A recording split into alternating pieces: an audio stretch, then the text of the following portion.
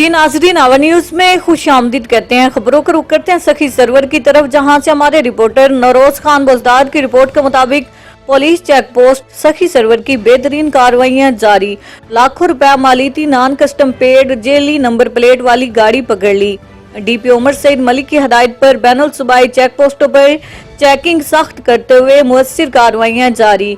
In charge check post Sakhi server Mohammad Yusuf ने दौरान checking double cabin गाड़ी नंबर JA/8640 जिसे ड्राइवर फारूक वल्द सखी मुल्ला कौम पठान सकना महल्ला खसरू गै लंडी कोतल जिला खैबर एजेंसी चला रहा था।